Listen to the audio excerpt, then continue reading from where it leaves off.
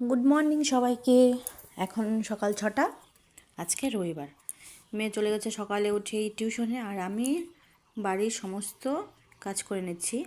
তো এখন কিছুটা করবো, বিছানাটা তুলবো, তারপর ঘরে আরও কিছু কাজ আছে সেগুলোও করতে হবে। তো দেখো, বিছানাটা তুলে এই বিছানাটা আমি পরিষ্কার করে নেব। প্রতিটা দিন প্রতিটা কাজ করতে হয়, যে একদিন করে রাখলাম হবে না। এটাতে আমরা রাত্রে শুই, কিন্তু এই বিছানাটা তো মানে তুলতে হবে। কিন্তু ওপাশে আরেকটা আছে, সেটাতে কেউ থাকে না, কিন্তু সেটাও প্রতিদিনই তুলতে হয়, কারণ সেখানে যত জামা কাপড় আছে ওখানেই খুলে রাখবে আমার মেয়ে। তারপর সমস্ত যত কিছু, মানে কি বলবো, একটা বাচ্চা ঘরে থাকলে প্রচুরভাবে দুষ্টামি করে, প্রচুরভাবে। তো আমার মেয়ে তো বড় হয়ে গেছে, কিন্তু ওর দুষ্টামি তো এখনও কমেনি। তো দেখো, ছোটোটাও পরিষ্কার করে নিচ্ছি।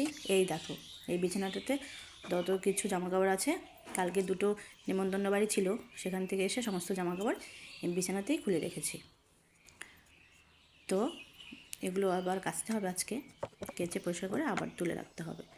মেয়ের হারমোনিয়ামটা দেখছো ওখানে, ওটা আজকে পরিষ্কার করতে হবে, কারণ হচ্ছে কালকে গান করেনি। তো প্রতিদিনে তো একটু ধুলো পড়েই, যতই ঘর পরিষ্কার হোক, কিন্তু একটু যে ধুলো সেটা হাত দিলেই বোঝা যায় যে এটার মধ্যে হয়তো বালুর মতো কিছু একটা পড়েছে। তো এই বিছানাটা পরিষ্কার করে নিয়েছি আমি। তারপর দেখো, সব পরিষ্কার হয়ে গেল। এখন আমি একটু চুলটা বেঁধে নেব, তারপর খাবো চা। চলো ওটা।